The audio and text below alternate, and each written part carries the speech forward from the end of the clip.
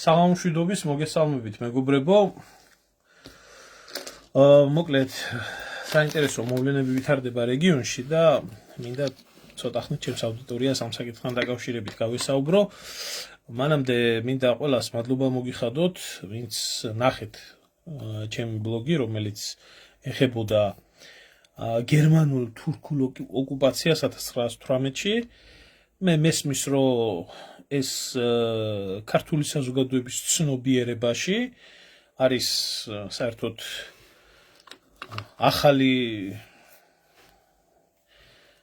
როგორ გითხრათ, ახალი ხედვა არის, თუმცა სინამდვილეში არაფერი ახალი არ არის, თავის დროზე ძალიან კარგად იყო აღწერილი ეს მოვლენები და აი საბჭოთა კავშირში უფრო დეტალურად ასწავლიდნენ თუ იმ პერიოდში რა ხდებოდა და როგორ ხდებოდა, მაგრამ მას შემდეგ რაც საქართველოში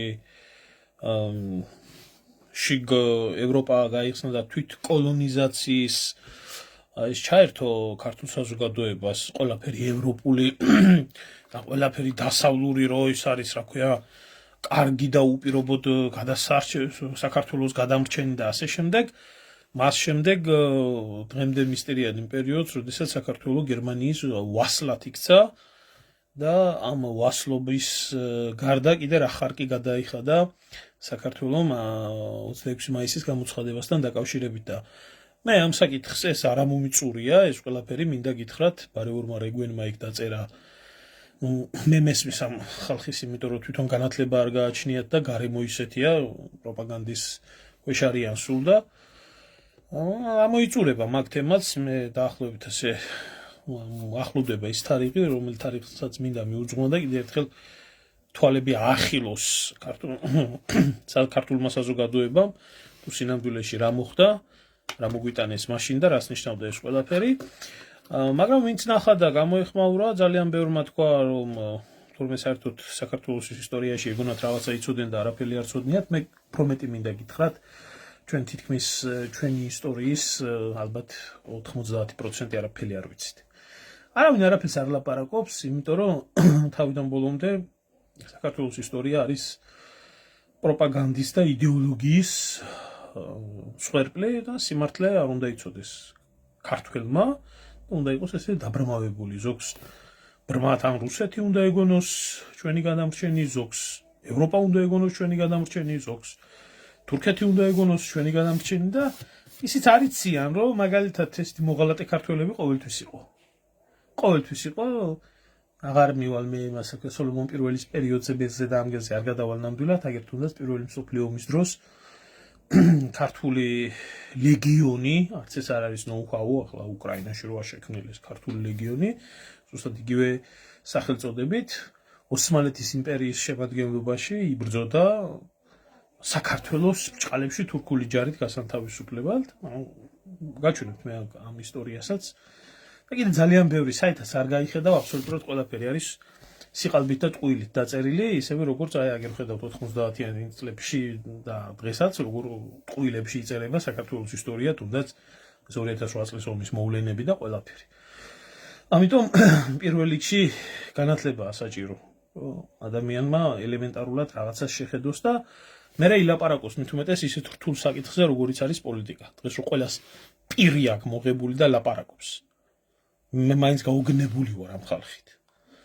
გაუგნებული ვარ ამ ხალხით, რომლებსაც ან საქართველოში ან არც ერთ პროფესიას მე არ ვაკნინებ და კაცო ნებისმიერი ადამიანი, ნებისმიერი პროფესიის ადამიანს აქვს თავის პროფესიაში ცოდნის უფლება, მაგრამ როდესაც პოლიტიკაზე და ასეთ რთულ საკითხზე მიდგება ლაპარაკი, მით უმეტეს საქართველოს და კავკასიის ისტორიაზე ერთი წიგნი მაინც უნდა გქონდეს წაკითხული. ტაქსის მძღოლები არიან ამერიკაში და თავი პროფესორები გონიათ და საქართველოს გადამრჩენები და ენები აქვს გადმოყრილი და ახლა როდესაც ჯერ მე ამ ხალხს ურჩევდი, ჯერ საკუთარი ისტორია შეისწავლონ და მე ილაპარაკო. ანუ ვისაც გაინტერესებთ, მე ლინკს დავტოვებ აუცილებლად ამ ვიდეოს კომენტარებში და შეგიძლიათ შებრძანდეთ და შეგიძლიათ ნახოთ თქვენ თვითონ რაზეც არის საუბარი. ახლა რაც შეეხება საკითხს, რაზეც მინდა გესაუბროთ, ეს არის შორს არ ხდება ეს ყველაფერი, ჩვენ სამეზობლოში ხდება. სომხეთთან მიმართებაში ხდება ეს ყველაფერი. ჩვენი მეზობელი არის სომხეთიც, ისტორიული და ასევე რუსეთი, რომელ ქვეყანასთანაც აქვს დაპირისპირება, ისიც ჩვენი მეზობელი და დამპყრობელია. ასე რომ ახლა მალე არჩევნები გაიმართება ერევანში, დიდი ციებ-ცხელება არის. სხვათა შორის მინდა ვთქვა, რომ ფაშინიანი ძალიან უნარიანი კაცი აღმოჩნდა, რამდენად ნიჭიერი ადამიანი რო არის, რა თქმა უნდა ლაპარაკი, მაგრამ რამდენად ახლა განათლებული და ამას დრო გამოაჩენს ყველაფერს. მისი მმართველობასაც დრო შეაფასებს, მაგრამ ნიჭიერი კაცი და უნარიანი კაცი ნამდვილად აღმოჩნდა.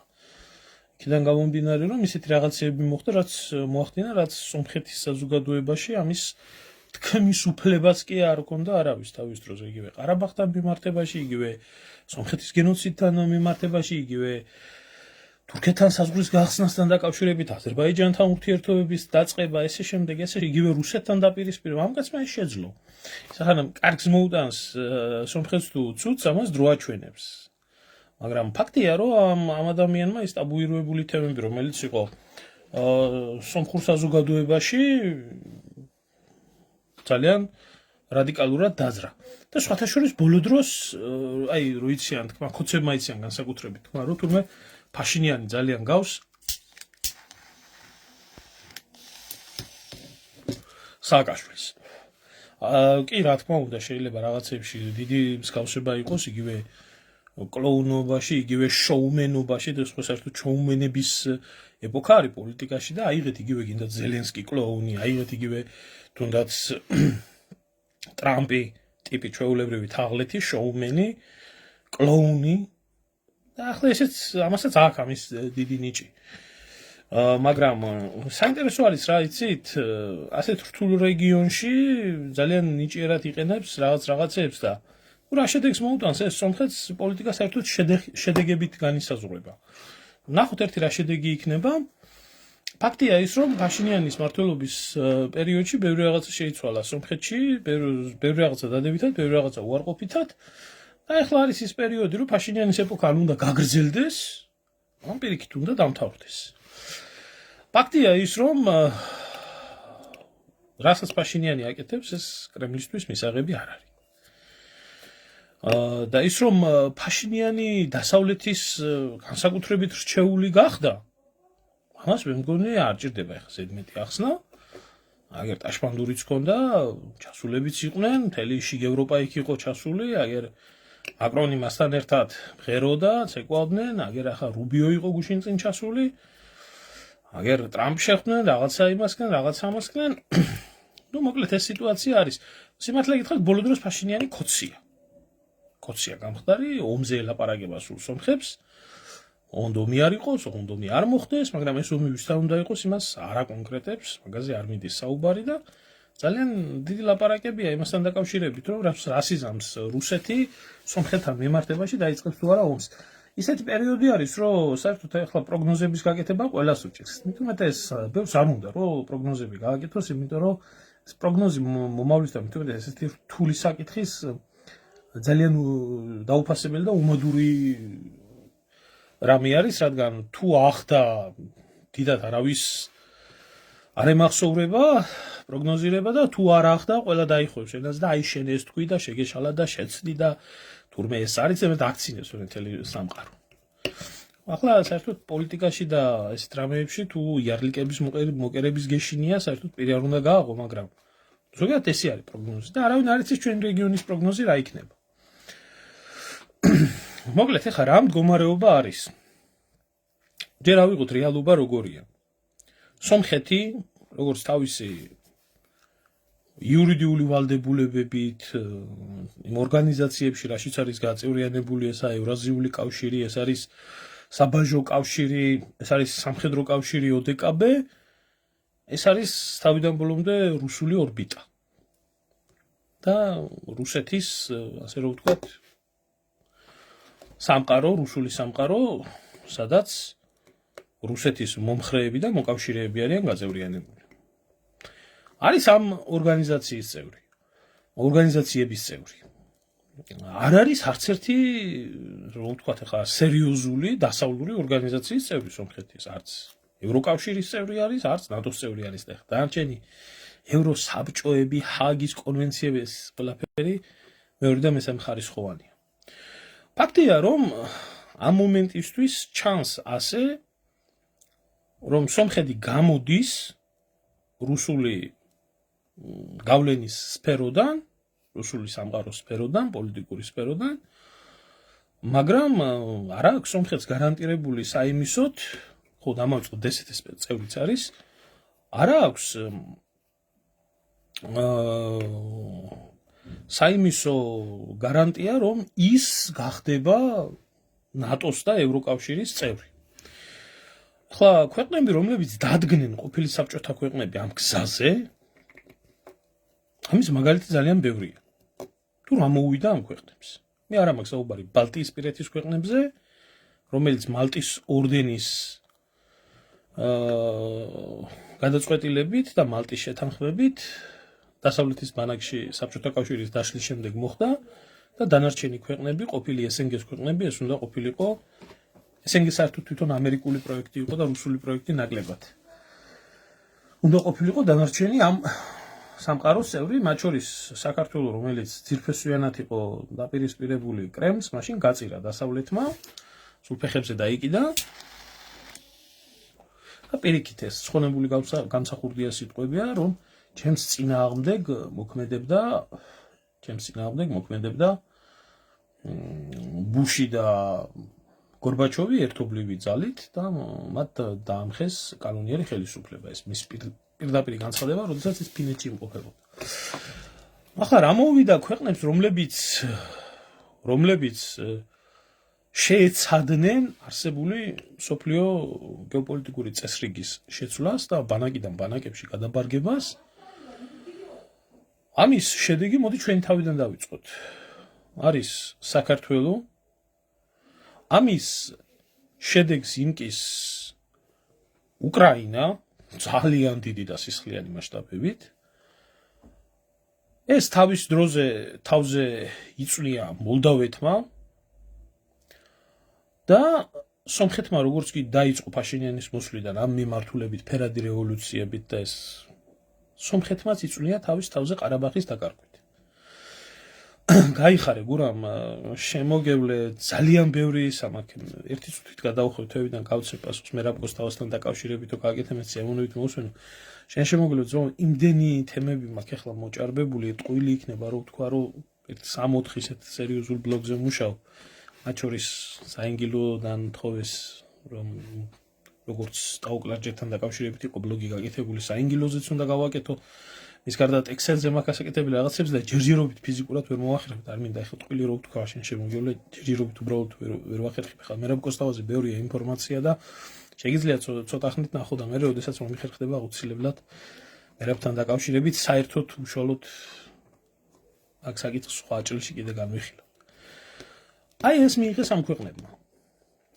ამ ქვეყნებმა მოლდავეთში დნესტრისპირეთი უკრაინა ვითომ და ყველაფერს გადარჩენილი რო იყო საერთოდ თავზე ინგრევა ყველაფერი საქართველოს აფხაზეთი დასამაჩაბლო დაკარგა ყარაბაღი სომხეთმა დაკარგა და არა მარტო ტერიტორიული დანაკარგები და არა მარტო სამხედრო დანაკარგები ეკონომიკური დანაკარგები ვინმე სხვა რა ვიწყდება რომ უკრაინაში ომის დაწყებას რა ედგა წინ უკრაინაში სანამ ეს ყველაფერი მოხდებოდა მანამდე იყო ის რომ უკრაინას უნდა გაეფორმებია თავისუფალი ვაჭრობის ხელშეკრულება ევროკავშირთან რაზეც რუსეთმა უთხრა რომ მაგას თუ გააფორმებ მაშინ ჩვენთან ამ კავშირში ვერ იქნები საბაჟო კავშირში ჩვენ ამას გაძლევთ ის ამაზე თქვა უარი იანუკოვიჩმა და დაამხეს საქართველოს საკუთარ თავზე იწვნია ამ მიმართულებით სიარული მე მგონი ყველას გვახსოვს იმ წუთში გაჩნდა ქართულ ღვინოში პრობლემა იმ წუთში გაჩნდა ბორჯომში პრობლემა იმ წუთში გაჩნდა სავიზო რეჟიმთან დაკავშირებით პრობლემა იმ წუთში უამრავი რაღაცები გაჩნდა ზუსტად იგივე გზას გადის სომხეთიც აბსოლუტურად იდენტურ გზას გადის ახლა ამ წუთში სომხეთიც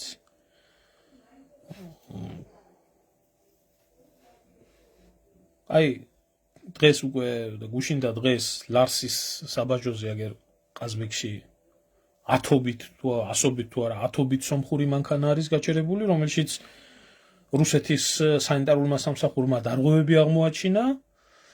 რუსები ღიათ ალაპარაკდნენ, რომ საგაზო ინფრასტრუქტურა, რომელიც საქართველოს საშუალებით მიეწოდება სომხეთს და აქვს ძალიან დაბალ ფასში, სადღაც 600 ევრომდე გაიზრდება მიწოდება, ეხლა თუ არის რაღაც 100 რაღაცა ევრო, ამა დაახლოებით 600 ევრომდე ამის ფასი.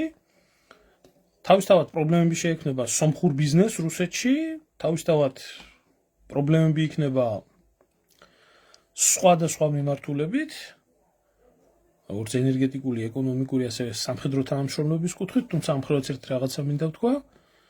და ფაქტია ის, რომ რუსეთი თავის ნაცად ხერხს გამოიყენებს სომხეთთან მიმართებაში.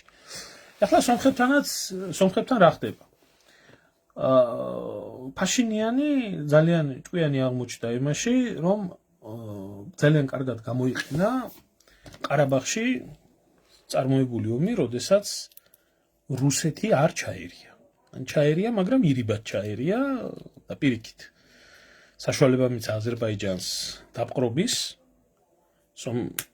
დაბრუნების თავის ტერიტორიული მთლიანობის აღდგენის, ხო, $175 მე მგონი. და საქმე იმაში არის, რომ მეორეთაც კი უკვე რაღაც ნაწილი იყო დარჩენილი, სადაც რუსი სამშვიდობოები იდგნენ, მერეც კი დაუთმო აზერბაიჯანს. ამიტომ ძალიან კარგად გამოიყენა ეს ფაშინიანმა და ყველას ეუბნება, ვისაც აქვს განცდა, თუ თქვენ ომი გინდათ და თუ ყარაბაღი თქვენი იყო, თქვენ რატო ხართ ცოცხლები, რატო არის ომი ყარაბაღში და რუსეთი რატო არ დაგვეხმარა თუ ჩვენი ძმა და მეგობარი იყო ყარაბაღში, ამიტომ ჩვენ არ უნდა გქონდეს რუსეთის იმედი, უნდა მოვუძებნოთ სხვა პარტნიორები, უნდა გადავიდეთ სხვა თანამშრომლობაზე და ასე შემდეგ და ასე შემდეგ. ხა სიმართლე უნდა ითქვას ერთი რაღაცა, რომ სომხეთში ბოლო დროს ეკონომიკური მდგომარეობა რადიკალურად შეიცვალა. ახლა რა არის ამის მიზეზი, ეს ცალკე საკითხია. პირველ რიგში სომხეთის ეკონომიკური წინსვლის საკითხი ეს არის ზუსტად იმ ევრაზიული კავშირის ბაზრები და პარალელური იმპორტი. ის რაც რუსეთისთვის სანქცირებულია, შემოდის სომხეთისთვის და სომხეთის მარკის ქვეშ იყიდება მერე რუსეთში. მილიარდები იშოვეს. სომხეთმაც, რუსებმა ძალიან დიდი ფული აქვს ნაშოვი. თავისთავად ეს ეთყობა ქვეყანას, ხალხსაც და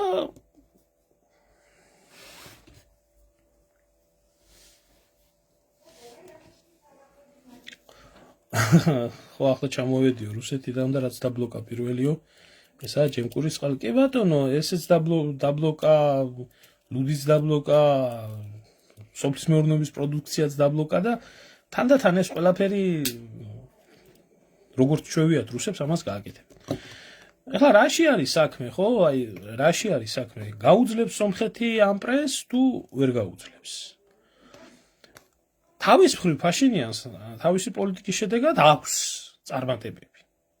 და წარმატება ქვია იმას, რომ გუშინდელი მტერი აზერბაიჯანი, ვინც იყო და ვისთანაც ომი ჰქონდათ და სისხლისღვრა ჰქონდათ და უბედურება ჰქონდათ, საქართველოს შუამავლობით და საქართველოს დახმარებით ახორციელებს იმას, რომ გაიხსნა სავაჭრო კავშირები, ნავთობის პროდუქტები შედის, რკინიგზა შედის, ყაზახეთიდან, რუსეთიდან გამოგზავნილი ეს ყველაფერი შედის სომხეთში. ღმერთმა გაგიმარჯოს, კოკი, ღმერთმა მწვანე შუქზე გატაროს ძმო. გენაცვა. მეორე საინტერესო მომენტი. სომხეთი, რომელიც ამოვარდნილი იყო საერთოდ რეგიონალური პროექტებიდან, რასაც აზერბაიჯანი, დასავლეთი, თურქეთი ეს ქვეყნები ახორციელებდნენ აზერბაიჯანის მოთხოვნით, ნელ-ნელა ბრუნდება სომხეთი ამ მიმართუნებაში და მათ შორის რკინიგზა, რომელი რკინიგზაც არის ბაქო-თბილისი ყარსის რკინიგზა, სომხეთსაც ეძლევა საშუალება, რომ ჩაერთოს, გახსნილი არის. ეს მათთვის სერიოზული პრობლემა იყო, იმიტომ რომ სომხეთი იყო ბლოკირებული. როგორც დასავლეთიდან, ისე აღმოსავლეთიდან, ასევე ირანი თვითონ სანქცირებული ჩაკეტილი ქვეყანა იყო და ერთადერთი სასუნთქი არტერია ჰქონდა. ახლა საინტერესო არის ის, რომ თვითონ სომხეთის რკინიგზა, რომელსაც ძალიან დიდი პოტენციალი აქვს და შეუძლია ჰქონდეს ირანთან და თურქეთთან დამატებითი კავშირების გახსნის საშუალება არის რუსეთის ხელში. რუსეთის კომპანიის ხელში არის, რომელიც, რა თქმა უნდა, წინააღმდეგია იგივე გიუმრი ყარსის რკინიგზის გახსნის, იგივე სხვა ქვემოთ მიმართულების, იგივე აზერბაიჯანთან აღდგენის. აი, როდესაც იძახიან, ხო, მე რა მოხდა, თუ გაიყიდა სტრატეგიული ობიექტი და ვინ იყიდაო, საქართველოს რო გაყიდეთ ყველაფერი და გადაეცით ზოგი არაბ, ზოგი თურქ, ზოგი რუს, ზოგი იმას. აი, პრაქტიკული მაგალითი, ქვეყანა ჭირდება სასიცოცხლოდ მნიშვნელოვანი რკინიგზის აღდგენა, რუსების ხელში არის ის რკინიგზა, რუსები არ აღდგენენ, იმიტომ რუსების ინტერესში არ არის. ეს ვალდებულებები არის აღებული წლებით. თუმცა ზოგადად როგორც ასეთი ნელ-ნელა სომხეთის დებლოკაცია მიმდინარეობს, რაც თავისთავად პლუსში მიყვა. ეხლა რაც შეეხება ამ ყბადაღებულ საკითხს, აი რუბიო ჩავიდა, რუბიო მას ექნა, რუბიო მის ექნა, ხელი მოაწერეს, სომხეთი არის ამერიკის პარტნიორი. სომხეთმა მოაწერა ხელი ჯერთი, კი არ ჩავიდა რო იცოდეთ ის სიმართლე. სიმართლე რო იცოდეთ, კი არ ჩავიდა. რუბიომ გამოიარა უბრალოდ. გამოიარა. იყო ინდოეთში საქმეზე, შემოიარა, აეროპორტსაც არ გაცილებია, დაჯდნენ და აეროპორტში გააფორმეს იგივე ხელშეკრულება, რაც ჩვენ გვქონდა ამერიკელებთან. და რა სიკეთე მოგვიტანა, მაგან ძალიან კარგად გვახსოვს. ხო, 2008 წლის ომის მერე ვითომ მაპზე უკეთესი იყო ამერიკელებთან სტრატეგიული პარტნიორობა და რა მოგვიტანა ამერიკელებთან, რა სავაჭრო ურთიერთობები გაიხსნა, სამხედრო დახმარება შემოვიდა ისეთი პამპერსის და ბარეული რაღაცის გარდა აგერ ძლებს ჯაველინები მოგვაწოდეს და მაგასაც გთხოვდნენ უკან უკრაინას გადაეცითო. სავიზო შეზღუდვები მოიხსნა თუ რა. ქონდა და ჩვენ კარგად გვახსოვს თუ რასაც წარმოადგენდა ეს ქარტია. სომხებს არ ქონდათ, გააფორმეს ეს ყველაფერი. სომხეთი ევროპაა, ჩემო ძმაო. სომხეთი ნამდვილი ევროპაა, ჩვენ ავართ რუსეთი და ჭაობი და აზია. აი, სომხეთი ევროპაა დღეს. ხვალ შეიძლება აზია გახდეს, არ ვიცი. თუ ფაშინიანი არ იქნება, მაშინ რუსეთი და აზია გახდება და ჭაობი. საინტერესო მომენტი იყო რა, ახლა რატო გადავწყვეტე სიმართლე გითხრათ, ჩამეწერეთ ეს ყველაფერი, იმიტომ რომ მე ვნახე სომხეთში იქნა სამხედრო აღლუმი ჩატარებული. სამხედრო აღლუმი იქნა ჩატარებული და საერთოდ ნებისმიერი ცვლილება, რაც ხდება სახელმწიფოში სიღრმისეულად, პირველ რიგში აისახება მის შეიარაღებულ ძალებზე. და მინდა გითხრათ, რომ სომხეთი სერიოზულად არის გამოსული რუსული შეიარაღების გავლენიდან, რაც მისი მთავარი ამოსავალი წერტილი იყო. და მინდა გითხრათ ის, რომ ჩვენ ერთადერთი ქვეყანა ვართ კავკასიაში, რომელი ქვეყანა სამხედრო აღლუმს არ ატარებს. ეს არ იყო სამხედრო აღლუმი, რაც თქვენ ნახეთ თავისუფლების დღეზე, ეს იყო უბრალოდ ზეიმი, იყო სამხედრო ელემენტები, იყო რაღაცა დათვალიერება, მაგრამ რასაც ქვია სამხედრო აღლუმი არ ტარდება საქართველოში უკვე დიდი ხანია. იმიტომ რომ ქოცებმა თავდაცვის სფერო საქართველოში საერთოდ ფეხებზე დაიკიდეს. იქ ჯერ ხიდაშელი მოიყვანეს გააძარცვიეს ქვეყანა, მერე ის ყავდათ, რა ვიცი, მანამდე ალასანია, ახლა პირდაპირ იზორია ყავდათ, შეჭამა მთელი ჯარი. აგერ ახლა კიდევ ხუთშვილის მამა ყავდათ და ხუთშვილს შენა ხო უნდა და იმასაც ბევრი მოუპარია. ახლა ყავთ კიდე პიტალოზე დიდი პიტალო ჩიქოვანი, ნუ მე არ ვიცი ესეთი ჩამოსხმა საერთოდ. და რა მინდა გითხრათ, იცით, აი საქმეზე რომ მიდგეს, აი ფაშინიანმა შეიარაღების საკითხებში და თავდაცვის საკითხებში მილიონჯერ აჯობა ივანაშვილს და ამათ იმას რა ქვია, რაც მე სამხედრო პარადზე ვიხილე. ეს დრონები, სადაზვერვო ხელსაწყოები, ეს რეაქტიული არტილერია, რომელიც ინდოეთიდან არის შეძენილი, ირანული შაჰედები, ჩვენ სადა გვაქვს ეს ყველაფერი? სადა გვაქვს ეს ყველაფერი? არა გვაქვს. იმიტომ რომ ქოცებისთვის თავდაცვა და ჯარი ეს ცოტა ისეთი რა, სხვა უნდა, ქოცმა ფული უნდა გადაიხადოს და გაჭირვებული შვილმა უნდა იმსახუროს ჯარში და მოკვდეს. ქოცის შვილმა არ უნდა იმსახუროს, ეს ასეა. ამიტომ არც ერთი თავდაცვის მინისტრი, რომელიც ქოცებს ყავდათ, არც ერთი თავდაცვის მინისტრი ჯარში არ იყო ნამსახურები. არც მისი შვილები. ერთმა მკითხა, შეიძლება თუ გაქვთ ინფორმაციაო, დაგვიწერეო, საქართველოს ქართველი პოლიტიკოსების სიაო და ვისააქო საბჭოთა კავშირის მერეო რო დაიშალაო, აი დამოუკიდებლად საქართველოს ხო უყვართ და ვისაქვთ ჯარში ნამსახურებიო. მე მინდა გითხრათ 99.9%-ად ეგრეთ წოდებულ ქართველ პოლიტიკოს არ აქვს ჯარში ნამსახურები და არც მათ შვილებს არ აქვს ჯარში ნამსახურები, ისე რომ იცოდეთ. ამიტომ მათთვის ეს სფერო არის ფანტასტიკის სფერო, ეს არის უარგისების, გაჭირვებულების, არარეალიზებული, არშემდგარი ადამიანების ქვეყანაში საქმე, რომლებიც უნდა წავიდნენ ჯარში და ისინი რომ მოკვდებიან, ესენი მივლიან მერე და იტყვიან, რომ გმირები იყვნენ, აი ეს ასე. სერიოზული გარდაქმნები მოახდინა, როგორც ჩანს, ამ მიმართებით.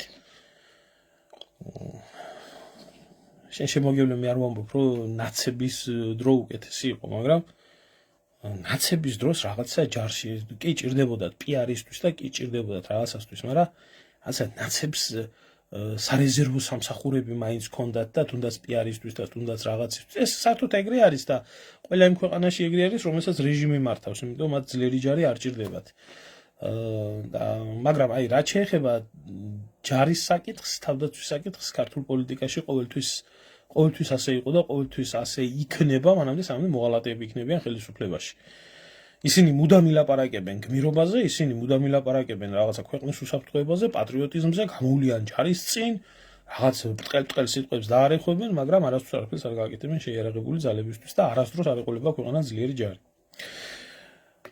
ამ კუთხით სიმართლე გითხრათ, მე გაკვირვებული დავრჩი, რომ სომხეთმა ეს ყველაფერი არა მარტო მოახერხა, არამედ თვითონ სომხეთშიც სამხედრო წარმოება დაიწყო. ასე რომ გაცხადდა ასევე ის, რომ სომხეთის ტერიტორიაზე იქნება ნავთობსადენი, გაზსადენი აზერბაიჯანიდან გასული, რომელიც შემდეგ ევროპას მიეწოდება. ალტერნატივა გამოუჩნდა საქართველოს. ამას მოყვა ახლა ისტერიკა. საქართველოში არის მოყოლილი ისტერიკა, კონკურენტი გამოგვიჩნდა. ვაიმე ბიჭოს, ამდენ ხალხს დავკარგავთ, ასე იქნება. მე მინდა გითხრათ ერთი ელემენტარული რაღაცა. თქვენ რიგითი ქართველი რას იღებთ? მოდი იქიდან დავიწყოთ. რაც წესი და რიგით უნდა ღებულობდეს ქვეყანა და ერი, თქვენ რიგითი ქართველები რას ვღებულობთ? გინდათ სარკინიგზო ტრანზიტიდან, გინდათ საავტომობილო ტრანზიტიდან, გინდათ გაზის და ნავთობის ტრანზიტიდან, ნებისმიერი რამე რას ვიღებთ ჩვენ? რას არაფერს? ხალხამდე არაფერი არ მოდის. მოდის იმაჯიბეებში. მერე და მეორე სისულელია ამის ლაპარაკი, იმიტომ რომ კიდეც რომ გამოჩნდეს სომხეთის კორიდორის ალტერნატივები, თუნდაც ის ტრამპის მარშრუტი და ესე შემდეგ ამუშავდეს.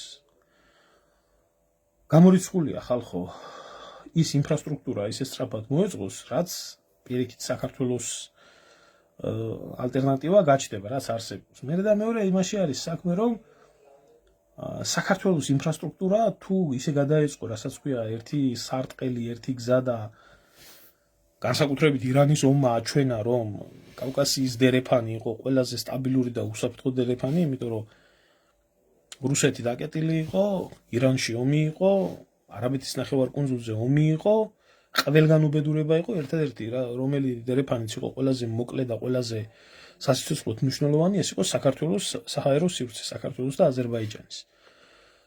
საქართველოს საჰაერო სივრცე, სახმელეთო სივრცე და სარკინიგზო ინფრასტრუქტურა იმ დაწოლას ისედაც ვერ გაუძლებს, რაც შეიძლება წამოვიდეს ამ მიმართულებზე.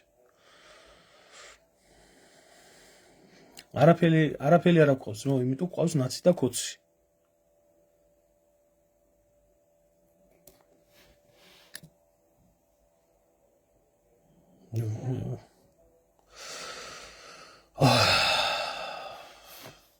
ვინ გითხრათ, რომ საქართველო კონტინენტურ ევროპას მიეკუთვნება, საიდან მოიტანეთ ახლა ეს სასწაული რაღაცა? სად წაიკითხეთ ერთი, რომელ გეოგრაფიის წიგნში ამოიკითხეთ, რომ საქართველო მიეკუთვნება კონტინენტურ ევროპას. გეოგრაფია ძალიან კარგად ვიცი და საქართველოს არაფერი შეხება არ აქვს იმ დადგენილ საზღვართან, რომელიც საზღვარიც რეალურად ევროპას და აზიას შორის არის გავლებული. აქ პოლიტიკურ საზღვრებზე თუ ლაპარაკი, ეს სხვა არის, ეს გეოგრაფიასთან არაფერ შუაში არა. მას შემოგარგო ეგრე ახალი ზელანდია და ავსტრალია და ყოფილი კოლონიები ევროკავშირის წევრი ქვეყნების პოლიტიკურად და ეკონომიკურად და სავიზო მიმოსვლით ევროკავშირთან უვიზოთ მოქმედებენ და მათი სამყარო არის.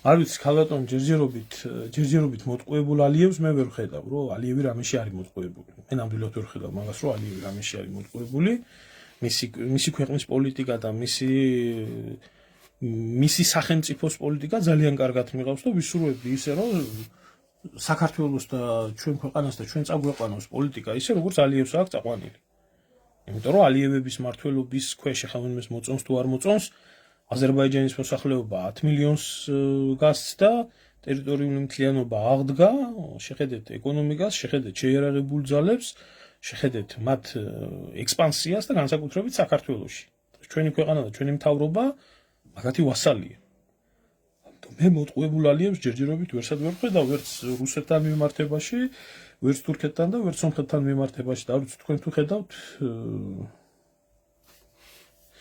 ხო მე ახლა შენ შემოგევლე ახლა ერთი რაღაცა არის რომელიც სამყაროს ნაწილად შეიძლება ითვლებოდა ეს არ ნიშნავს რომ გეოგრაფია იყოს ევროპული საქართველოს არანაირი ევროპა არა ესე ტყუილი საქართველოს ყველაზე ზუსტი დეფინიცია შეიძლება იქნას დასავლეთ აზიად წოდებული გამორიცხული აქვს სხვა ზედმეტია ლაპარაკი ევროპა არა ისა ვართ კიდე ყველა უფრო ზუსტი განსაზღვრება არის კავკასია კავკასია ეს როგორც გეოგრაფიული ტერმინია ასევე პოლიტიკური ტერმინია ასევე კულტურული ტერმინია და ძალიან განსხვავდება და სხვა გაგების სამყარო არის ვიდრე ევროპა და აზია მაგრამ ჩვენ ახლა ამაზე არ ვსაუბრობთ ყველაფერს აჩვენებს აგერ არჩევნები იქნება ეგრეთ წოდებული არჩევნები და როგორ იქნება მე მინდა ერთი რაღაცა უთხრა აი ვიცი სომხებსაც და თეორია იმის შესახებ რომ რუსეთის სომხეთთან ომს დაიწყებს და ესე შემდეგ აბსოლუტურად სისულელი აბსოლუტურად ბლეფი როგორ დაიწყებს რუსეთის სომხეთთან ომს როგორ დაიწყებს რომელსაც საზღვარი არ გააჩნია სახმელეთო საზღვარი სომხეთთან სომხეთს ესაზღვრება თურქეთი რომელიც ნატოს წევრია ესაზღვრება აზერბაიჯანი რომელსაც რუსეთის ერთ სამხედრო ბაზა არ არსებობს ესაზღვრება ირანი და ესაზღვრება საქართველო რომელი ქვეყნიდან უნდა მოხდეს განხორციელება იერიშის განხორციელება სომხეთზე ადგილზე განლაგებული გიუმრის ბაზები არა ეს იმხელა ძალა და იმხელა ის რომელსაც შეუძლია მთელი ქვეყანა გადაატრიალოს იმიტომ მე პირადად იმას რომ რუსეთი სომხეთთან ომს დაიწყებს საერთოდ გამოვრიცხა ესეთი რაღაცა ვავიცი თუ მესამე მსოფლიო ომის ვარიანტი არ გათამაშდა აი ესეთი კონფლიქტები და მინდა მაგალითისთვის გაჩვენოთ იგივე დნესტრისპირეთი იგივე მოლდოვაში რაც ხდება რუსეთისთვის არის კატეგორიულად მიუღებელი კატასტროფულად მიუღებელი მაგრამ მიუხედავად ამისა ჯერ და რუსის ჯარიც დგას იქ და სეპარატისტული ანკლავიცაა მაგრამ და პასპორტებსაც არიგებენ სხვათა შორის რუსულ პასპორტებს იქ არ მომხდარა იქ ესეთი რაღაცა მაშინ ყველაზე იდეალური მისადგომი აქვს რუსეთს საქართველოს უნდა გაჭრას, გადაიაროს და მე უნდა შეიჭრას სომხეთში. ახლა ეს კიდე ისეთი სისულელი არის, რომელიც მე არ ვიცი ახლა. ვის შეიძლება თავში მოვიდეს. ის დრო არის დამდგარი ამ მომენტისთვის ის დრო არის დამდგარი, რომ პარადოქსი ვარ, ხო? იყო დრო, როდესაც მთელი კავკასია იყო რუსეთის მხარდამხარ. დაიწყო ნელ-ნელა ჩამოცილება, ხო? დაიწყო ნელ-ნელა ჩამოცილება. როდესაც ჩვენ ვიყავით რუსეთთან დაპირისპირებული, აზერბაიჯანის და სომხეთის ჩახუტებული იყო. შენი ჭირიმე შენ გენაცვალე კონდათ. ერთმანეთის ფასი არ ყავდათ არავინ. ასე იყო ეს. ალიევის დროსაც, მამა ალიევის დროსაც და სარქისიანების და ამათ დროსაც და პირიქით გვეუბნებოდნენ თქვენი ბრალია რუსეთთან ურთიერთობები რატო არ დაალაგეთ. ეხლა არის პარადოქსი. ეხლა როდესაც საქართველოს კოცურ ხელისუფლებას და ურთიერთობა არ ქვია, არაფერი არ ქვია, მაგრამ რუსეთთან დაპირისპირებაში არაა შესული დღევანდელი რეჟიმი, პირიქით ვაჭრობენ, კაიფულ შეულობენ ორივე მხრიდან და კორუფციული ქსელები აქვს დალაგებული და არც რუსეთში არ უნდათ ამის არევა და არც საქართველოში არ უნდათ ამის არევა. ძალიან გემრიელად არის რუსეთთან დღევანდელი საქართველოს რეჟიმი. საერთოდ არ აინტერესებს, არც ერთ ქოთს აინტერესებს აფხაზეთი და არც ერთ ქოთს არ აინტერესებს სამაჩაბლო. სისულელი ამაზე ლაპარაკი. ეს ურჩევნიათ, ეს მდგომარეობა რაც არის, და ამ მომენტში აზერბაიჯანიც და სომხეთიც დაპირისპირებულია რუსეთთან. ჩვენ საერთოდ კავკასიაში ხო ასე უნდა მოხდეს, როდესაც ერთი ქვეყანა რომელიმე წინა უნდა გამოდის, დანარჩენი გვერდზე უნდა იყვნენ გამდგარი და როცა მერე სხვები გამოდიან ერთი ქვეყნის წინააღმდეგ, მერე ის ერთი ქვეყანა უნდა იყოს გამდგარი და ასე ხო მიდღემში ერთი პირი ხო არა. ამიტომ ჩემოკარგებო, ვინც ამ თეორიას აწვევით, რომ რუსეთი ომს დაიწყებს, იმდენად დილეტანტური და იმდენად, რა ვიცი, არაფერზე დაფუძნებულია ეგ ყველაფერი, რომ უბრალოდ ელემენტარული კრიტიკასაც კი ვერ უძლებს და მით უმეტეს ამ ფონზე სომხეთში რუსული სამხედრო ინტერვენცია უფრო და უფრო გააფუჭებს რუსეთის საქმეს, ვიდრე სასიკეთოდ გამოიყენებს. რუსეთს რაც შეუძლია და რაც არის მოსალოდნელი, გააკეთებს შემდეგნაირს. შეიძლება უცებ სომხეთში მიმავალ ნავთობსადენზე, როგორც საქართველოსთან მემართებაში იყო 2006 წელს, აფეთქება მოხდეს, ეკონომიკური დივერსია, თუ სხვანაირად მიუდგება და იტყვის, რომ გავიდა სომხეთი ჩვენი პარტნიორობის სივრციდან და სომხეთთან კონტრაქტი წყდება და სომხეთი $175 მაგივრად გადაიხდის $600 და $650. მორჩა. ისინი ჩვენი მოკავშირეები აღარ არიან ოდკბ-ში. არაფერი არ გვესაქმება ჩვენ იმათთან. კი ბატონო, გაძვირებენ დენს, შეიქმნება პრობლემები სომხეთის ატომურ სადგურზე, რომელიც კი მართალია სომხეთისა, მაგრამ რუსული კომპანიის მმართველობის ხელშია. აიგრძალება რუსეთში სომხური იმის რა ქვია პროდუქციის გატანა. როგორც პარალელური იმპორტი, რომლითაც სომხებმა ბევრი ფული იშოვეს, ასევე სომხური პროდუქცია. და უთხრა ლავროვმა, თქვენო რუსეთის გარეშეო, თუ გამდიდრდებით, წად და გამდიდრდით. იქნება კიდე სხვა ესეთი რაღაცეები. მოსალოდნელი არის ის, რომ სომხეთის მოქალაქეებს, როგორც საქართველოს მოქალაქეებს დაუწესდება ვიზები. არ ექნებათ მუშაობის უფლება, შეწყდება სომხეთში გადარიცხები, ფულადი გადარიცხები და ეს სერიოზულად დაარტყამს ისეთ პატარა ქვეყანას, როგორც არის სომხეთი. მაგრამ აქ არის მეორე ფაქტორი. ერთი ის, რომ პატარა ქვეყნისთვის ასეთი დარტყმა მართლა რთულია, მაგრამ აი ესეთი პატარა ქვეყნისთვის და მე მინდა გითხრათ, რომ სომხეთი საქართველო თითქმის 2.5-ჯერ მეტი არის სომხეთზე. სომხეთი არის რაღაც 29,000 კვადრატული კილომეტრი, საქართველო 79,000 კვადრატული კილომეტრი. აფხაზეთიანა სამაჩაბლოა ყველაფრიანად. ხო, აი მისი შენახვა და მისი გადარჩენა უფრო მარტივია. მით უმეტეს მოსახლეობა ბევრად ნაკლებია. ამისთვის არსებობენ სერიოზული სომხური ლობები ამერიკაში, სომხური ლობები საფრანგეთში, უზარმაზარი სომხური დიასპორა მსოფლიოში და თუ ომი არ ექნებათ აზერბაიჯანთან და დალაგდება ურთიერთობები და გზები გაიხსნება და ენერგეტიკული კავშირები აღდგება და ესე შემდეგ, უფრო მარტივად ჩამოცილდება სომხეთი რუსეთის სივრცეს. ამიტომ რუსეთისთვის არც ეს არ იქნება,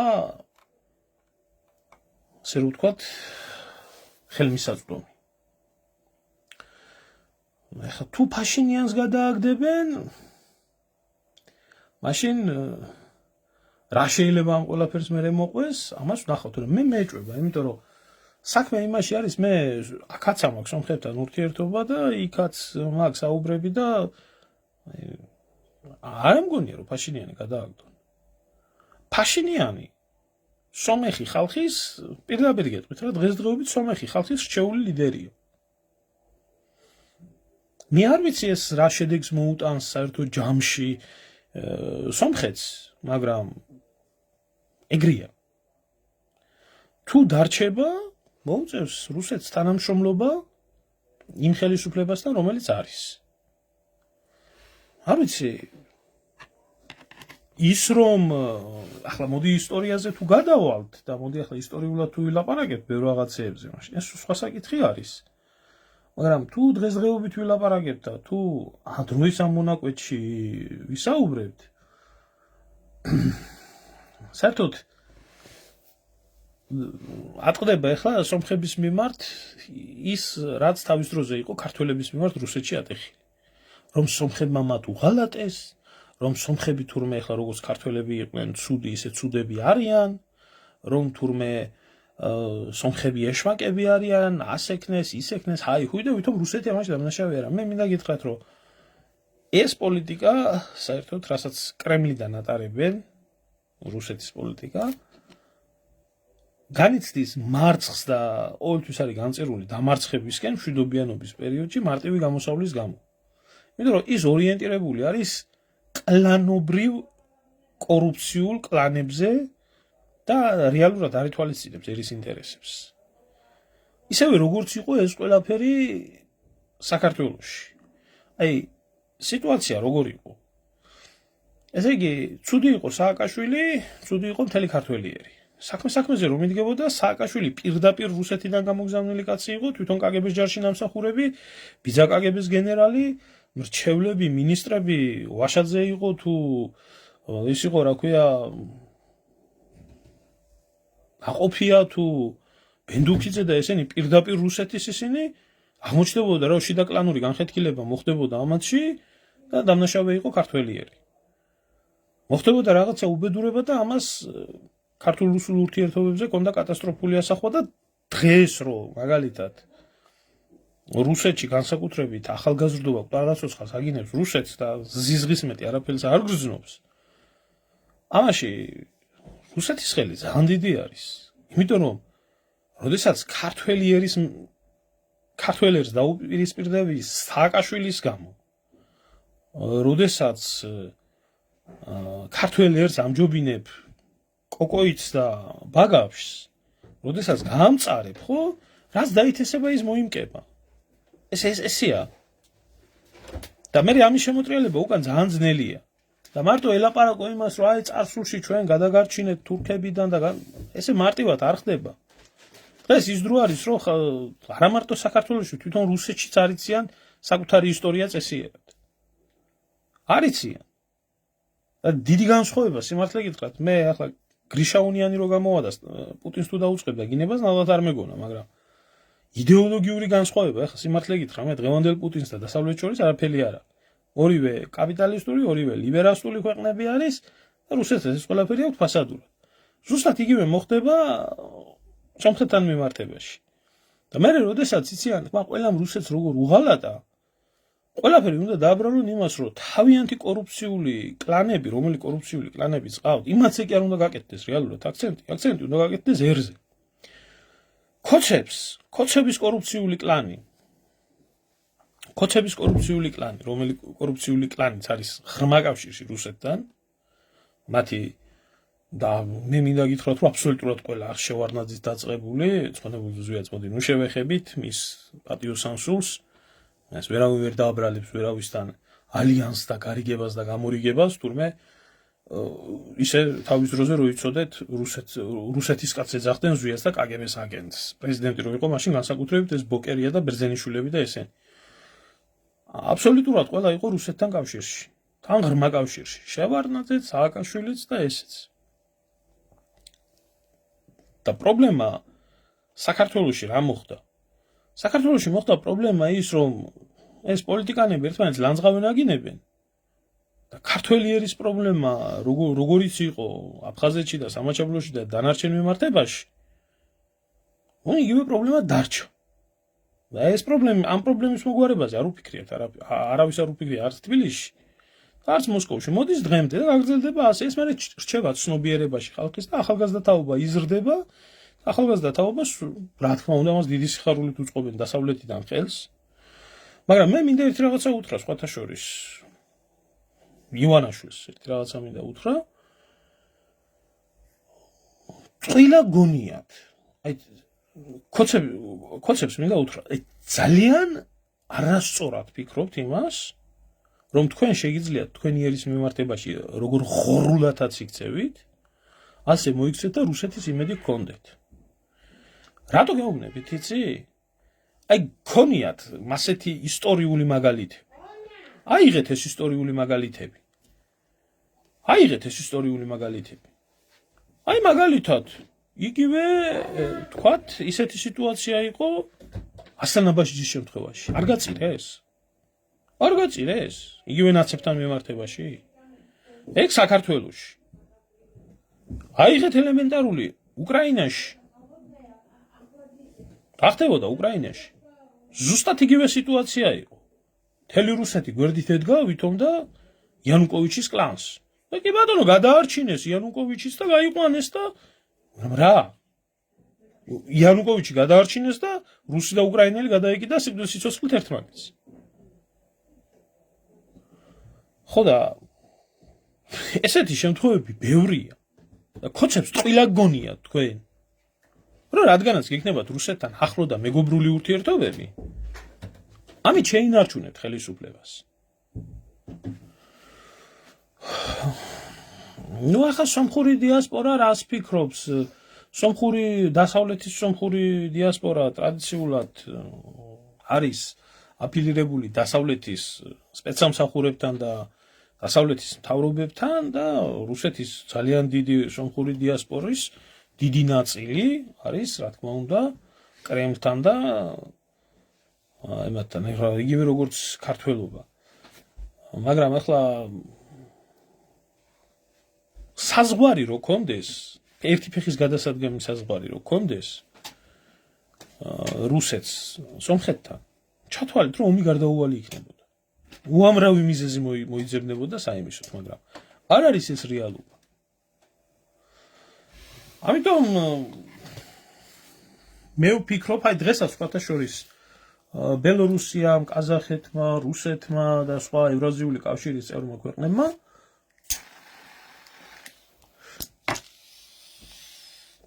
მოთხოვეს, რომ ჩაატარეთ რეფერენდუმი და თუ სომეხ ხალხს უნდა ურჩევნია ევროკავშირი, ევრაზიულ კავშირს მიბრძანდით. არ გამოვა ისე, რომ ორსკამზე იჯდეთ. არ გამოვა ისე, რომ ფული იშოვოთ მარჯვენა ხელითაც და მარცხენა ხელითაც. არის ეს რაღაცა პატარა მოკლე პერიოდი. რაც შეეხება სომხეთს სამხედრო დახმარებით, მე პირდაპირ მინდა ვთქვა, რაც შეეხება ეს ფრანგები რო იძახიან ვითომ რომ აი ჩვენო სომხებს რო აქვთ იმედი რომ საფრანგეთი დაეხმარება, აბსოლუტური ბლეფი და აბსოლუტური ტყუილი, არანაირი საფრანგეთი სომხეთს არ დაეხმარება და ვერ დაეხმარება. ეს გამორიცხულია. 1% არა მაგის შანსი. კი ბატონო, ტექნიკას მიყიდის, სადაზვერვო ინფორმაციას მიაწოდებს, ჰუმანიტარულ, ეკონომიკურ დახმარებას, მაგრამ სომხეთის სამხედრო მოკავშირე რეგიონში ვერავინ ვერ იქნება. საერთოდ იდეაში და თეორიაში თბილისში და ერევანში ტვინი რო ქონდეთ, რო აზროვნებდნენ ქართველი და სომეხი პოლიტიკოსები და მათ ქვეყანა რეალურად უყვარდეთ და ისინი მართლა ფიქრობდნენ საკუთარი ერის მომავალზე, სომხეთს და საქართველოს ერთმანეთთან იქნებოდათ, როგორც ადრე იყო წინაპრების დროს, როგორც იყო რო ვახტანგ გორგასალი ირანს რო ებრძოდა თავისი ვარდან მამიკონიენ და ესენი გვერდში ედგნენ და ინდა აღმაშენებლის დროს და ასე იყო პირველი ეკონომიკური თუ სამხედრო ალიანსი ერთმანეთში ექნებოდათ, მაგრამ ერთმანეთში დაპირისპირების და ერთმანეთში მტრობის მეტი არაფერი არ აქვს.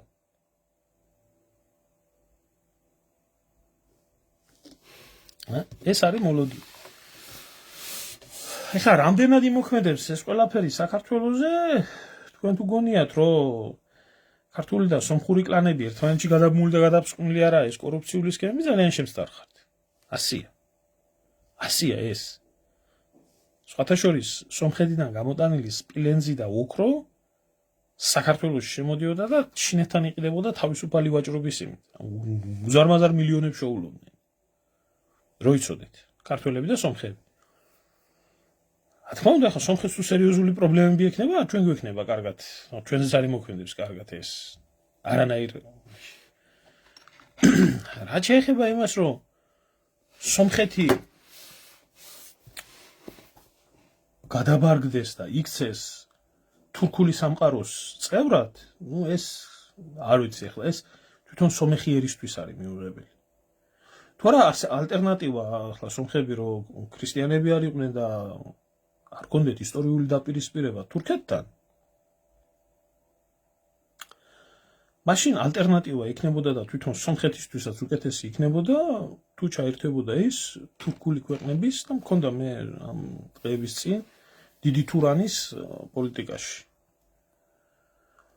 და დააკვირდით ერთ რაღაცას ზუსტად სომხეთი არის ის სახელმწიფო საქართველოსთან ერთად რომელიც კეტავს თურქული სახელმწიფოების ერთმანეთთან კავშირს როგორც დემოგრაფიულ საკითხში, ასევე სატრანსპორტო, საკომუნიკაციო საკითხში. ამიტომ თვითონ თურქებს აქვს ესეთი გამოთქმა, რომ ძველი მტერი მოყვრად არ გამოგადგებაო და არ ამგონია სომხებს ესე დაუბნელდეთ გონება, რომ თურქულ აზერბაიჯანულ რაღაც სამხედრო კავშირში და ოჯახში გაწევრიანდნენ. ეს პრაქტიკულად გამორიცხულია. მიუხედავად იმისა, რომ ფაშინიანის წყალობით ტერიტორიული პრეტენზიები, ყარაბაღის საკითხი, ის არარატის საკითხი, სომხეთის გენოციდის საკითხი და ესეთი რაღაცები მოშორებულია, ეს არ ნიშნავს იმას, რომ ეს სომეხი ხალხის გულიდან და ფსიქიკიდან მოშორებულია. ეს სახელმწიფო დონეზე არის და კონსტიტუციურ დონეზე არის მოშორებული, მაგრამ ხალხიდან არ არის ეს. თუ არა ასე რო იყოს, ნუ ასეთ შემთხვევაში ექნებოდათ ალტერნატივა. ამიტომ სომხეთის მთავარი პრობლემა იყო აქამდე რა? სომხეთის მთავარი პრობლემა იყო ჩაკეტილობა. ჩაკეტილობა იყო სომხეთის მთავარი პრობლემა, ის რო არ ყოფილიყო ჩაკეტილი ქვეყანა, მას ექნებოდა მშვენიერი კავშირები თურქეთთან, აზერბაიჯანთან, ირანთან, საქართველოსთან, მისი ეკონომიკა მართლა გაძლიერებული იქნებოდა და არც რუსეთზე იქნებოდა ასე ჩამოკიდებული.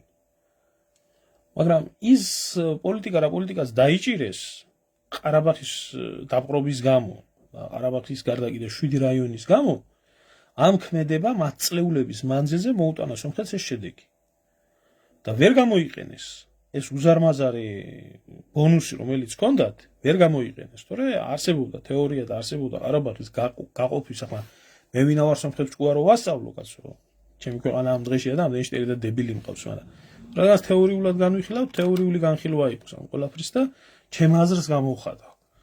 რომ არსებობდა ეს ვარიანტი, რომ დაკავებული ყარაბაღის გარდა რამდენიმე 7 რაიონი კიდე და ესე შემდეგ მომხდარიყო ყარაბაღის გაყოფა, ნაწილი წაიღო აზერბაიჯანს, ნაწილი დარჩენოდა სომხეთს და აღდგენ იყო ნორმალური ურთიერთობები, მაგრამ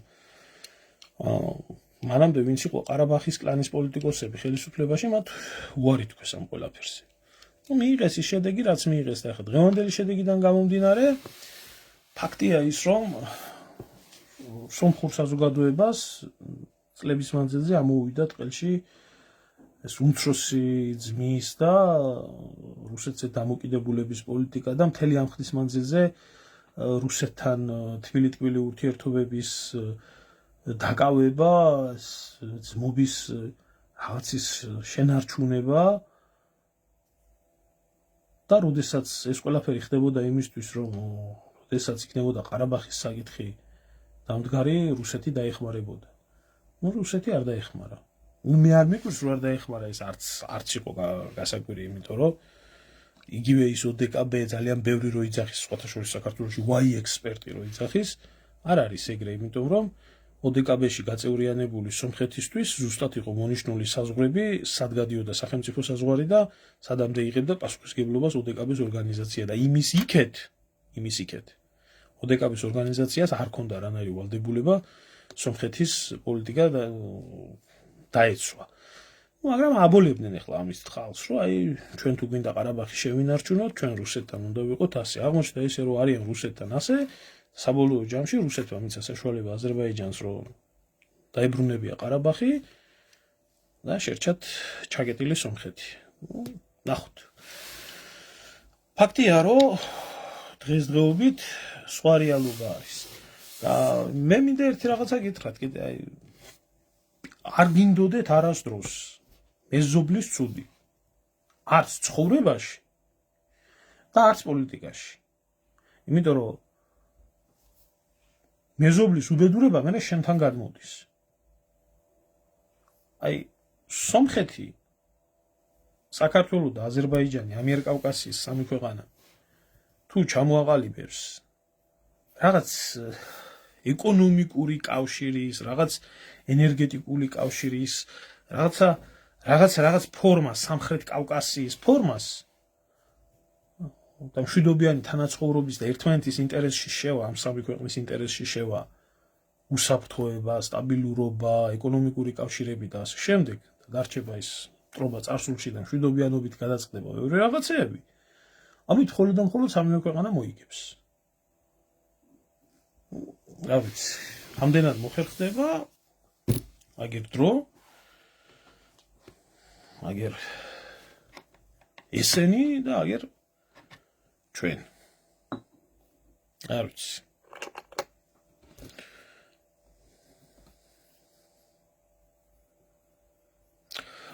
ჩვენ გია ერთი რაღაცა არის, იცი? ჩვენ სხვა მდგომარეობა გვაქვს, ვიდრე ქონდა აზერბაიჯანს სომხეთთან მიმართებაში, იმიტომ რომ თუ ყარაბაღელი სეპარატისტების უკან იდგა ერევანი და ერევნის უკან იდგა რუსეთი, ჩვენ შემთხვევაში სხვანაირად იყო. სეპარატისტების უკან პირდაპირ იდგა მოსკოვი. და არასწორი პოლიტიკის შედეგად დღეს უკვე აფხაზი და ოსი არის უკან გადასული და წინ დგას მოსკოვი. რუსეთის ჯარი პირდაპირ დგას საზღვრებზე. ამიტომ არ ვიცი, სიმართლე გითხრა, საქართველოში მე ნაკლებად მგონია, ვინმე ფიქრობდეს აფხაზეთის და სამაჩაბლოს დაბრუნებაზე პოლიტიკაში. ბლეფია, მე რასაც ვხედავ ეს აბსოლუტურად ტყუილია. არ აინტერესებთ, არც ადარდებთ. არაოკუპირებული საქართველოს არ ადარდებთ. საერთოდ არ აინტერესებთ, ამ დაინტერესებთ მარტო სხვათა შორის მინდა ვთქვა, რომ თანდათან რაღაცნაირად მინდა რომ ჩამოვცილდე ამ ჭორიკანა, ნაძირალა, ნაგავი ხალხის თემების განხილვას და სერიოზულ თემებზე გადავიდეთ და სერიოზულ თემებზე ვილაპარაკოთ. ჯობია თავი მეზარება უკვე ამათი ხსენებით და არც ამათი ლანძღვაგინების სურვილი მაქვს და არც რა ფერკინდა დაცინიან ხალხს და სულში გვაფურთხებენ სულ ყველას და ეგაა რომ პასუხისგაცემა გიწევს თუ არა ამაზე დრო როგორ უნდა დაკარგო ადამიანმა. საერთოდ ცხოვრებისეული დრო როგორ უნდა დაკარგო. ამ ბიოლოგიური ნაგვების ხელში არის, მაგრამ ჩვენი ქვეყნის დედი. მოკლედ ძალიან საინტერესო მოვლენები ვითარდება. მე ამის თქმა შემეძლია და იმას ვიტყოდი კიდე რომ თუ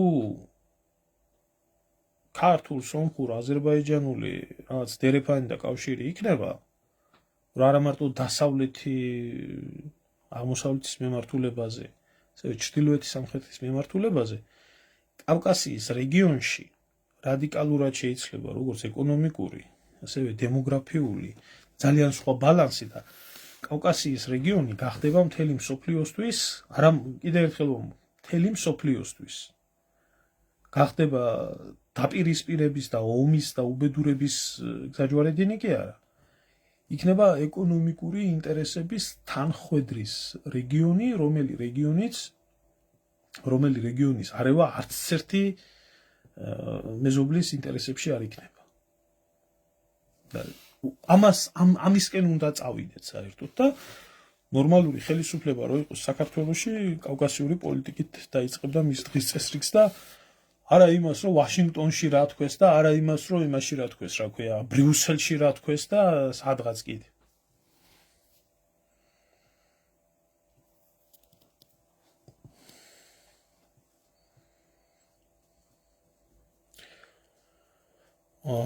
ვერ გავიგე რას მეუბნები. საერთოდ დალაპარაკება არის საჭირო ახლა ალბათ თუ არ დაელაპარაკები, ლაპარაკის ალტერნატივა არის ომი. და ომის მხრივ კიდე ერთხელ ვამბობ, მე ვნახე დღეს ჩანაწერი სომხეთში ჩატარებული სამხედრო აღლუმის და სიმართლე გითხრათ, შურით აღვივსე. თუ შურით აღვივსე, პირდაპირ ვამბობ, რომ ბიჭო, ჩვენ ქვეყანას, რომელსაც უამრავი შესაძლებლობა აქვს იმისი, რომ ყავდეს ძალიან მობილური, ძალიან ძლიერი არმია და იყოს ქვეყანაში სამხედრო წარმოება, სომხეთის სამხედრო პოლიტიკური ხელმძღვანელობის გატარებული პოლიტიკის შედეგად სომხური ჯარი 10-ით მეტი მაღლაა წასული თავისი აღჭურვილობიდან გამომდინარე და თავისი იარაღის მომწოდებლებიდან გამომდინარე, ვიდრე ჩვენში რაც ხდება. მთელი ამ წლების მანძილზე საბჭოთა პერიოდის წარმოებული 25-ები გადაიფრენენ, დატოვენ კვალს და ეგ იქნება და ვიეტნამის ომის დროინდელი იროკეზი გადაიფრენს და საბჭოთა კავშირში წარმოებული მე-24 გადაიფრენს და ამას უნდა უკრათ ტაში და ჯარი ყავს და ფიცი დადეს და იქ ვიღაცას ხელი თხოვა და ეს პიარი და ამით აპირებენ ცხოვრებას.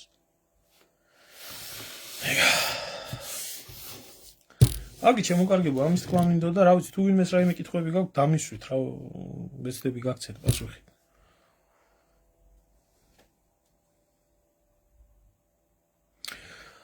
ჩემო ძმაო, არავინ ერთმანეთს არ ენდობა პოლიტიკაში. მით უმეტეს სომეხი და აზერბაიჯანელი ერთმანეთს როგორ უნდა ენდობოდეს ისტორიული მტრობა და ხოცვა-ჟლეტა აქვს ერთმანეთთან, მაგრამ ხო ხედავ რომ პრაგმატული თანამშრომლობა მიდის, ხო ხედავ რომ პრაგმატული ურთიერთობა მიდის. გონია სომხებისთვის იოლია? არა იოლი. არც აზერბაიჯანელებისთვის არა იოლი. აზერბაიჯანელებისთვის კიდევ უფრო მეტი რთულია. იმიტომ რომ აზერბაიჯანს თითქმის 2 მილიონი დევნილი ყავდა. და ყარაბახის ტერიტორიაზე რაცაა მომხდარი, ისეთი აფხაზეთში და სამაჩაბლოში არ მომხდარა. არც 92-93-ში და არც 2008-ში. ქალაქები იყო საერთოდ გამქრალი. იქ აზერბაიჯანელი და სომეხი ცხოვრობდა კი არა, საერთოდ სულიერი არ ცხოვრობდა. ვირთხები და გველები ცხოვრობდნენ მარტო.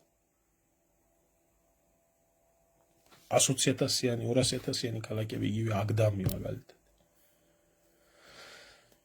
აფხაზეთი და დანარჩენი საქართველოს დაკარგულია.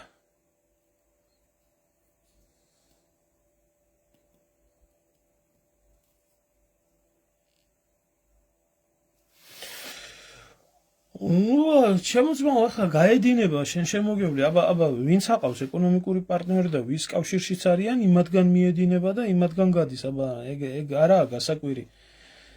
რუსეთი არ უნდაზე არაა საქმე, იცი, რაღაცა ყოველთვის რაღაცნაირად არა მთლად რუსეთი ყველაფერში მართალი. არ არის ყველაფერში მართალი. და რადგანაც პატარა არის, ხო? რადგანაც პატარა არის, გინდა სომხეთი იყოს, გინდა საქართველო იყოს, ხო? არა საჭირო რომ ყველაფერში თავში ურტყა ხელი და ყველაფერში შენი ის მოახვიო. არ ვიცით ახლა როგორი არასწორი არის რუსული პოლიტიკა? მაგათმა საერთოდ ვერ ისწავლეს ვერავისთან ურთიერთობა. ლუკაშენკოა თავის დროზე ლუკაშენკოსთან ჰქონდა დაძაბულობა იმის გამო, რომ აფხაზეთი და სამაჩაბლო არ აღიარა და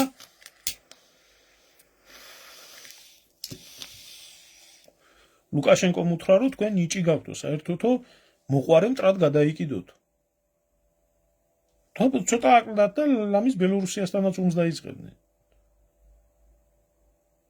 ბევრ რამეში მაგა ძალიან არასწორი პოლიტიკა გააჩნიათ. ახლა ინტერესები, რა თქმა უნდა, კავკასიისთვის ინტერესები არის უსაფრთხოების თვალსაზრისით და ყველანაირად რომ იყოს რუსეთთან მშვიდობიანი ურთიერთობა და იყოს ჩამოყალიბებული ყველაფერი, მაგრამ რა ვიცი, რა გითხრათ, აბა? კრემლში ამაზე ნაკლებად ფიქრობენ. ახლა იმათიც გასაგები არის, მაგრამ ასე ჰაერზე არ მომხდარა. რუსები და სომხები ერთმანეთის სიყვარულში დნებოდნენ განსაკუთრებით 2008 წლის ომის მერე. ერთადერთი პარტნიორები, იქამდე კულტურულ საკითხებშიც კი რუსეთის შოუ ბიზნესი იყო, იუმორისტული შოუები იყო, თუ კულტურული მიმართულებები იყო, ქართველების სომხებით ჩანაცვლება დაიწყეს.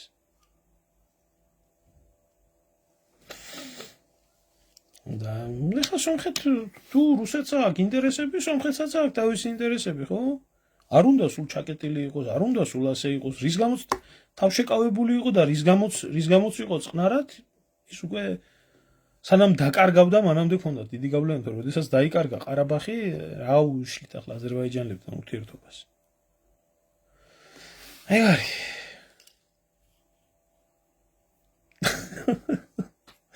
სომხეთს აქვს შანსი გახდეს ევროკავშირის წევრი, არა, რა თქმა უნდა.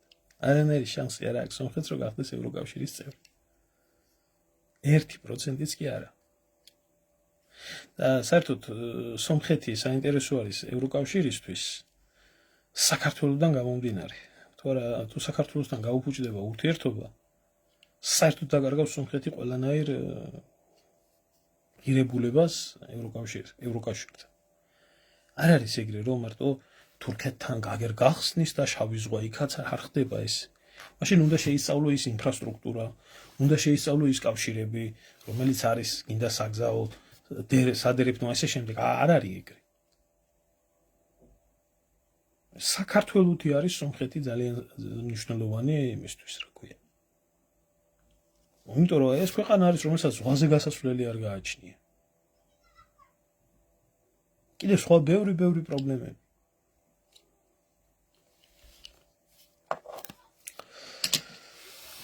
მაგრამ ახლა შიგ ევროპაში ესეთი გეოსტრატეგები არიან, ცოტა ძნელია რამე იფიქრო. კარგი, ჩემო.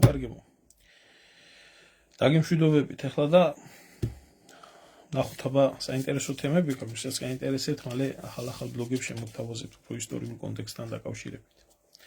დიდი მადლობა ყველას ყურადღებისთვის.